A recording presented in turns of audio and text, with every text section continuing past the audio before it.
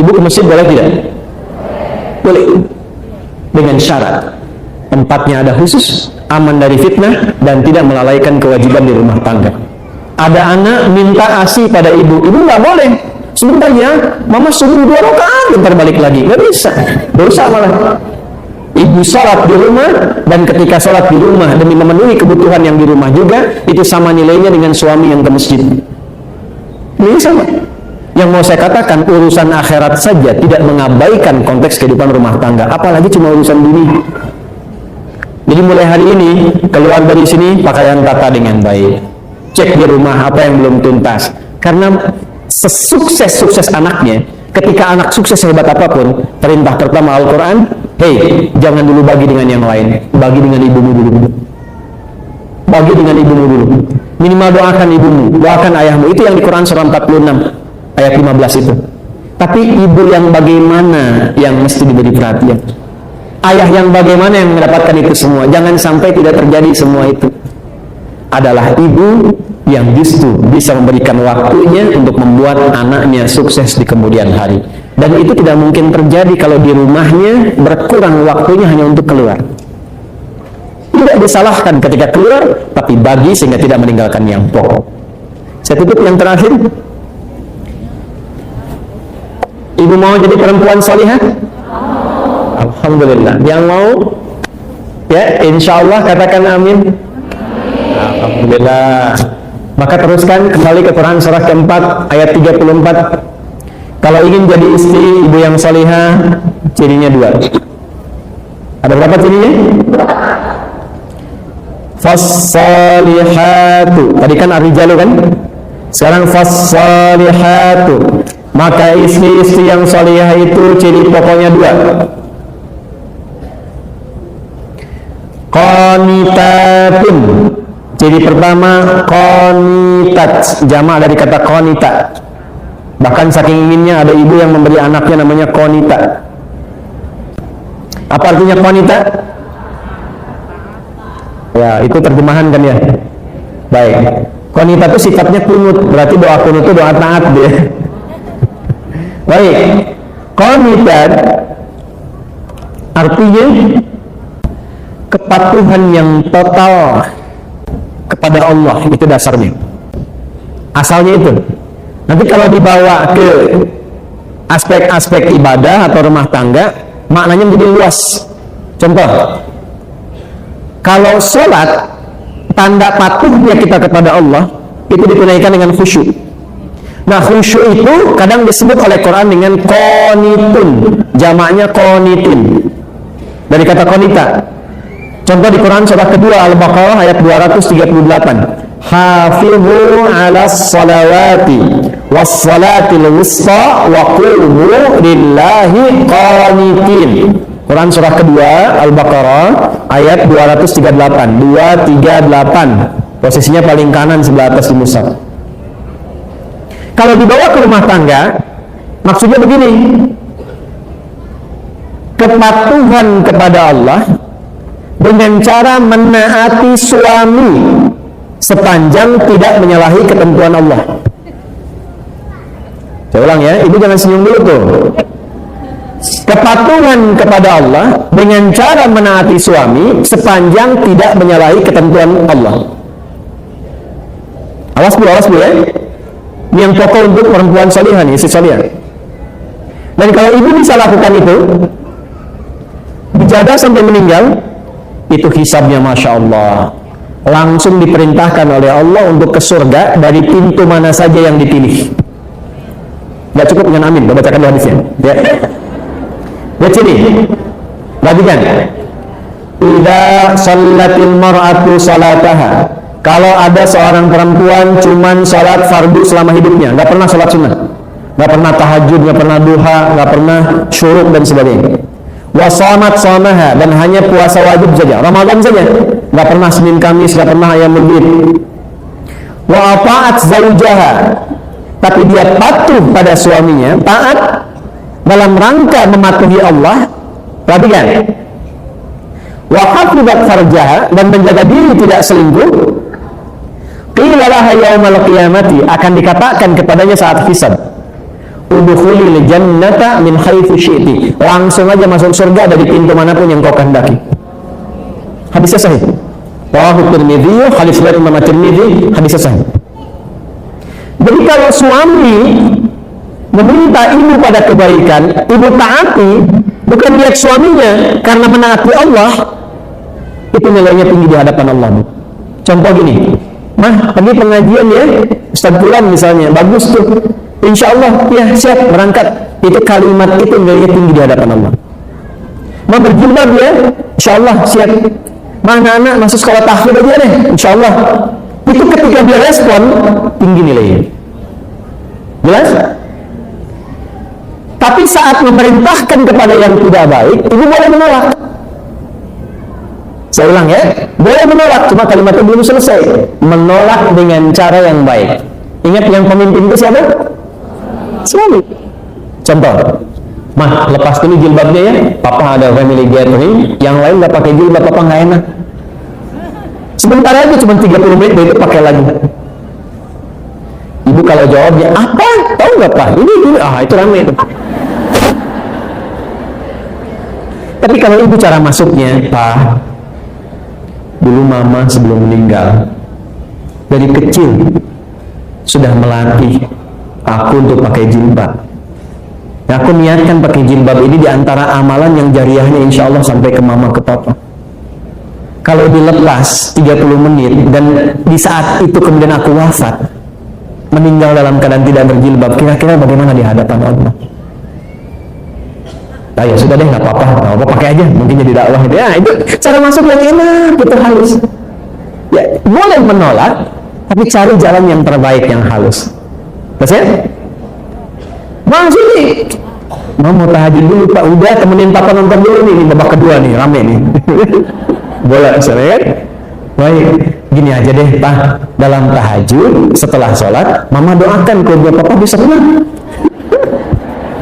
Ya udah tahajud kan? Tahajud kan? Tiba-tiba kalah kan, mama sih tahajud, iya papa sih diminta menang malah menangis deh. Ini udah jelas ya? Oke. Jadi satu, taat pada suami sepanjang meminta kepada yang baik-baik. Tapi kalau sepanjang tidak baik, boleh menolak dengan cara yang apa? Baik. Yang kedua yang agak tidak mudah nih, sekarang bisa terjadi. Hafizatun lil ghaibi bima hafizallah. Istri yang salihah, dia mampu menutup, menjaga aib rumah tangga, khususnya suaminya, terutama ketika tidak sedang bersamanya, karena Allah sudah tutupi. Bima hafizallah, mampu menjaga aib rumah tangga, khususnya suaminya, terutama ketika tidak sedang bersamanya, karena Allah sudah tutupi. Ibu fokus dengan saya sebentar, tahan penanya, perhatikan baik-baik ini. Jika terjadi persoalan di rumah tangga antara suami istri, itu Allah tutupi, gak akan tersebar sepanjang ibu tidak membukanya dan sepanjang suami tidak membukanya. Itu akan ditutup sampai kiamat, sampai masalah itu selesai, atau sekalipun ada yang terjadi perpisahan, tetap akan ditutup sampai kiamat terjadi, sampai pulang kepada Allah. Hisabnya hanya dia dengan Allah sepanjang tidak dibuka. Tapi kalau itu dibuka, jadi persoalan itu. Nah sekarang pertanyaannya, kan laki-laki juga sama kan? Suami juga harus menjaga kehormatan rumah tangga kan? Kenapa sangat ditekankan kepada istri, bukan suami? Itu suratnya surat apa tadi? Surat keempat, surat apa? An-Nisa. Apa artinya An-Nisa? Kan sudah salah. Banyak orang keliru. An-Nisa itu bukan perempuan, bukan wanita. Ibu jangan maksa. An-Nisa bukan perempuan. An-Nisa itu bukan wanita. An-Nisa itu perempuan-perempuan. Beda kan ya? Baik. Kalau perempuan itu berapa jumlahnya? Perempuan itu berapa? Banyak. Perempuan tuh kalau sendirian namanya mar'ah. Mar'ah, tulisannya mim, ra, hamzah, ta, marbutah. Ini bisa dibaca mar'ah, bisa dibaca mir'ah. Kalau mir'ah itu cermin. Ya, makanya perempuan sering dekat dengan cermin. Ya, orang Arab bilang al-mar'atu kal mir'ah. Perempuan itu seperti cermin. Makanya kan ibu senang kan cermin, di rumah udah lihat cermin, dari mobil lihat spion lagi, masuk masjid lihat kaca nako masjid baca lagi, ya nggak apa-apa, dicek di tasnya pun ada cerminnya juga, itu minimal handphonenya kan, nggak apa-apa, itu fitrah bawaan biasa. Mar'ah itu nanti sifatnya muru'ah. Muru'ah itu sifat yang senang menjaga kehormatan. Makanya perempuan itu senang tampil terhormat, jaga rapi, tertib. Bedakan Bu, kalau saya laki-laki keluar pakaian agak lecek sedikit biasa. Tapi kalau kelihatan istri, stop, setika dulu, rapi dulu. Itu fitrah perempuan itu biasa.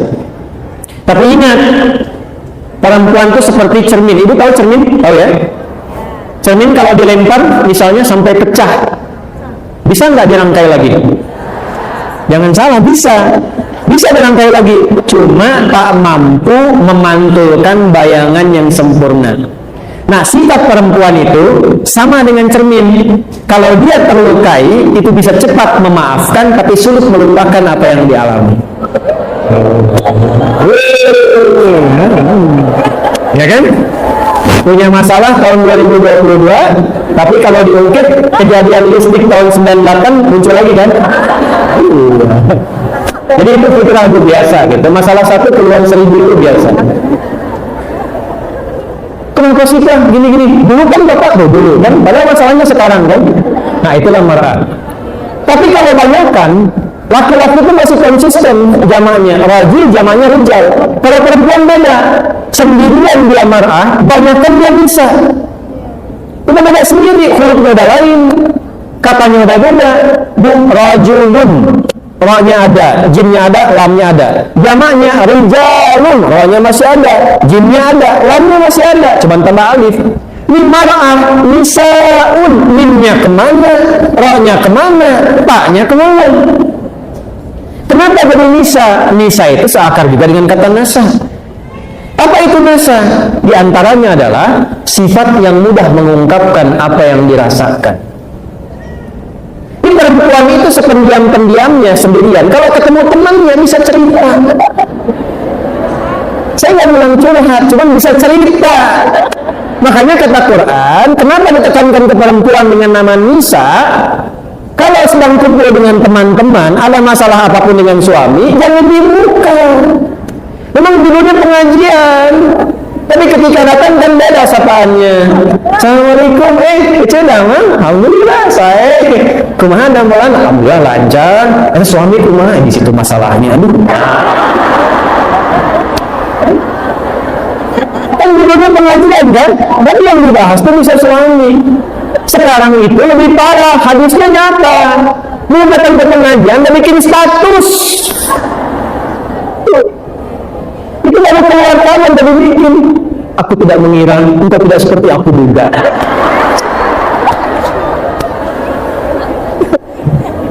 Terus yang menyebalkan itu dikumpulin tangannya di luar setengkongnya.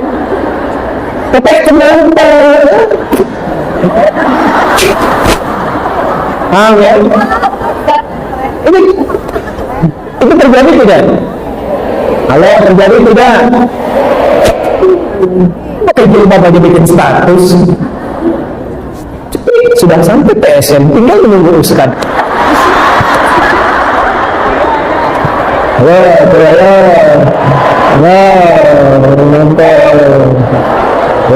Kan? Hadisnya betul tidak? Qurannya betul tidak? Berarti itu semua berhealing. Kan? Jelas ya? Itu tuh sederhana Bu, tapi dalam sekali. Dan itu nanti di Al-Imran tuh lebih dalam lagi. Akan membuat kalau itu dipertahankan, boleh kok Bu. Pasang status itu boleh. Ibu kalau di situ setiap hari cantumkan satu hadis tentang perempuan, ayat tentang perempuan dibaca oleh teman ibu, jadi pahala. Ya, Tapi kalau TSM mendung langsung bikin status, apa gitu? Itu kata Quran tipikal orang sakit. Wa idza ja'ahum amrun minal amni awil khawfi ada'u bih. Dan tipikal orang yang kurang sehat itu, yang butuh healing itu, apapun situasi yang dialami, dia langsung broadcast. Bahasa Quran. Jajan bakso enak, broadcast. Kurang bayar, broadcast. Ini awis bakso digila ayeuna ceklik di Instagram. Tuh muncul. Betul kan? Butuh healing semua tuh. Paham ya family ya? Apa obatnya?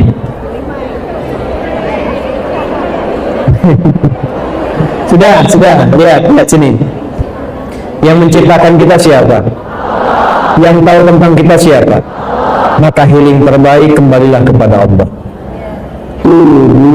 Bilallahi taubatan nasuh. Tubuh itu kembali, taubatannya kembali, balik ke Allah. Biasanya healing itu kaitannya lebih banyak dengan penyakit hati. Lebih banyak. Hati itu marad penyakitnya. Fi qulubihim, obatnya disebut dengan syifa. Saya ulangi, obatnya disebut dengan apa? Maka kalau ingin mendapatkan healing, kembali kepada Allah mencari syifa, maka cari ayat-ayat dalam Al-Quran yang terkait dengan syifa. Contoh, buka Quran surat 17, ini penutup di akhir, ayat ke-82, Quran surat 17 ayat 82. Wa nunazzilu minal Qur'ani ma huwa shifaa'un wa rahmatun lil mu'minin.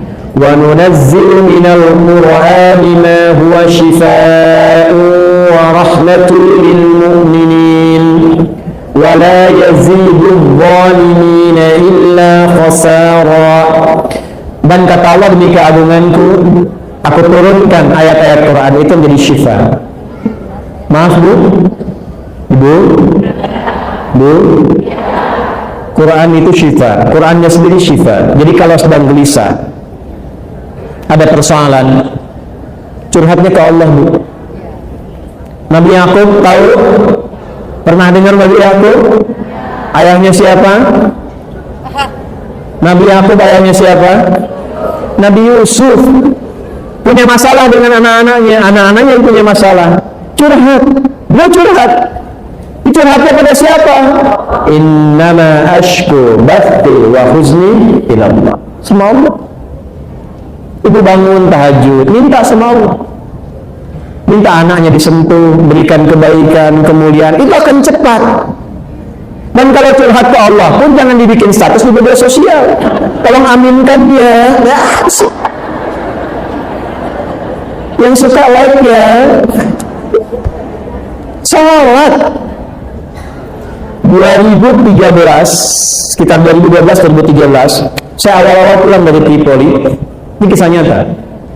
Seorang ibu datang dari kejauhan, wajahnya sendu, air matanya hampir tak terbendung. Beliau datang, Ustaz, anak, bahasa kita yang paling gampangnya, anak saya yang saya kandung, saya lahirkan, sulit sholatnya. Bagaimana amalannya? Dah lama tidak, cukup lama. Ibu dah ingatkan berkali-kali. Ibu pulang sekarang. Malam ibu sholat, tapi di samping tempat tidur anak ibu. Ibu mohon kepada Allah, minta aja dengan bahasa ibu, ya Allah, ini anak yang kau titipkan kepadaku, dilahirkan di rahimku, dipertanggungjawabkan olehku sampai dengan aku berpulang. Mohon jadikan ya anak yang soleh, rajin menunaikan sholat, dan ringankan hisabku di akhirat nanti di hari kiamat. Ibu minta aja, ntar hari ketiga ibu kesini lagi, nggak usah diingatkan lagi, ibu nggak usah bilang sama anak, lakukan itu aja. Hari ketiga pulang sini lagi datang. Apa yang terjadi? Ini kisah nyata, saya tidak menceritakan yang fiktif. Hari ketiga, pagi-pagi sekitar jam 7 kurang sedikit, dari kejauhan panggilan begitu kencang, Ustaz, bawa nasi uduk. Anak saya udah sholat, kok bisa Bu? Jadi tepat di malam yang ketiga itu, anaknya bangun, dia berdiri, langsung dia kejar, dia peluk ibunya, dia menangis. Mama, maafkan aku, katanya kan. Maafkan aku. Ibunya pun ikut nangis. Aku kan selama ini nggak sholat karena mama kan juga nggak sholat. Bapak juga sibuk begitu. Keluarlah kalimat itu. Maka keduanya saling bermaafan, saling berpelukan dan sebagainya. Di situ berjanji anaknya untuk menunaikan sholat. Bahkan datanglah kemudian ke pesantren, kami siapkan murid untuk membimbing. Dia bukan hanya sholat tapi menghafal Quran. Sejak saya tinggalkan itu sudah 3 juz, mungkin sekarang sudah 30 juz. Dari anak yang tidak sholat menjadi penghafal Quran. Itu. Banyak sekali persoalan yang healingnya itu justru saat dihempaskan di atas sejadah itu, bukan saat dihempaskan di media sosial. Ya, jadi kalau ibu mau curhat, cari yang solutif, minta kembali kepada Allah. Ibu punya masalah dengan suami, ibu ambil mushaf, baca Quran. Setidaknya ada ketenangan. Kalau sudah hati tenang, komunikasinya enak. Kadang-kadang nggak pernah tuntas itu karena dibawa dengan kegelisahan. Akhirnya yang muncul ego, yang muncul kehebatan, lupa kalau dua-duanya itu hamba yang akan berpulang kembali pada Allah Subhanahu wa Ta'ala. Jadi healingnya gunakan dengan pemilik kita, kembali kepada Allah, bangun konektivitas, dekati Allah Subhanahu wa Ta'ala. Kita punya sholat, kita punya Quran, ya, kita punya doa, gunakan semua itu untuk membangun konektivitas kepada Allah. Membangun koneksi disebut dengan zikir namanya. Disebut dengan apa? Maka semua amalan tadi di Quran disebut dengan zikir. Karena itu nanti ada zikir-zikir khusus Bu yang menenangkan hati itu. Ya muqallibal qulub, tsabbit qulubana ala dinik, ala imanik, ala islam, dan zikir-zikir yang lainnya. Minimal boleh Bu, rajin istighfar. Ini amalan saya ijazahkan dari Quran. Menjelang subuh, bangun sebelum subuh, misalnya 5 menit sebelum subuh aja, rajin istighfar. Itu Allah akan jaga. Insya Allah dijaga, hartanya stabil, anaknya sehat. Karena itu janji Allah di Quran surat Nuh. Faqultu astaghfiru rabbakum innahu kana ghaffara yursilis samaa'a 'alaikum midrara wa yumdidkum bi amwalin wa banina. Jadi anak akan dijaga, suami dijaga, harta dijaga, kehidupan berkah, nyaman. Dan kenapa sebelum subuh? Itu amanah di Quran surah 51 di ayat ke-18. Wabil ashari hum yastaghfirun. Siap ya? Baik, siap diamalkan? Baik. Siap untuk diamalkan? Baik.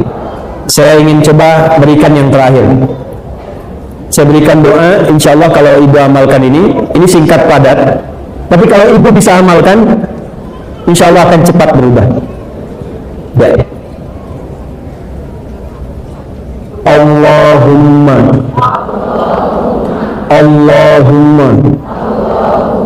paksain. Ayo catat, ayo rekam, ayo. Ayo catat, ayo rekam, nggak apa-apa, ayo rekam. Ayo silakan. Allahumma paksain. Ya, mulai sekarang paksa diri sendiri ya. Paksa untuk tahajud, paksa untuk baca Quran. Anak paksa dulu untuk berjilbab dengan cara yang baik. Jelas? Paham? Quran surah ke-5 Al-Maidah ayat 100 sampai 101. Ya ayyuhalladzina amanu la tas'alu an asya'a in tubdalakum tasukum. Hei orang-orang yang beriman semuanya tanpa kecuali. Ibu beriman tidak? Berarti ayat ini untuk ibu ya. Hei orang-orang yang beriman, jika, perhatikan baik-baik, Quran surah 5 Al-Maidah ayat 100 sampai 101. Fokus di 101-nya nanti. Fokus ya ayyuhalladzina amanu, fokus 101-nya. Ya ayyuhalladzina amanu la tas'alu an asya'a in tubdalakum tasukum. Hei semua yang beriman, jika uraian sudah sampai dijelaskan, dipahami, maka jangan banyak ditanyakan lagi. Banyaknya pertanyaan itu akan menjadikan yang jelas menjadi tidak jelas. Paham? Beriman tidak? Jelas? Ada pertanyaan? Alhamdulillah. Baik. Pertama saya minta maaf dari selama waktu mengajar sampai hari ini tentu banyak salah. Saya akui banyak salah, mohon dimaafkan. Mohon doa agar Allah mengampuni dosa-dosa kami dan keluarga. Kemudian terima kasih atas doa-doa ibu sekalian, bapak juga mungkin ada di luar. Kami dikaruniai anak yang kelima, anak perempuan namanya Amira Rafi'ati Muslimah. Rafi'ah Muslimah itu dua neneknya disatukan, gitu ya. Amira putri kecilku, mudah-mudahan taat kepada Allah dan ditinggikan derajatnya dan akan akikah.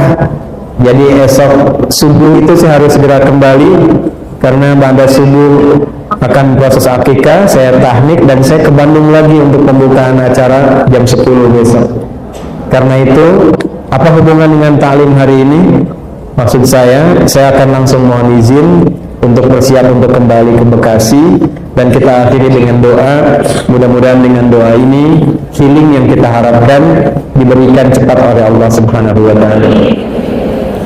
Alhamdulillahirabbil alamin. Arrahmanir rahim. Maliki yaumiddin. Iyyaka na'budu wa iyyaka nasta'in. Ihdinas siratal mustaqim.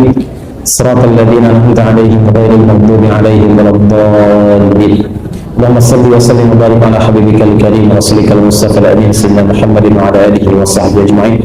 Allahumma rabbana la tada' lana fi maqamina hadha wa fi kulli maqamin dhanban illa ghafarta.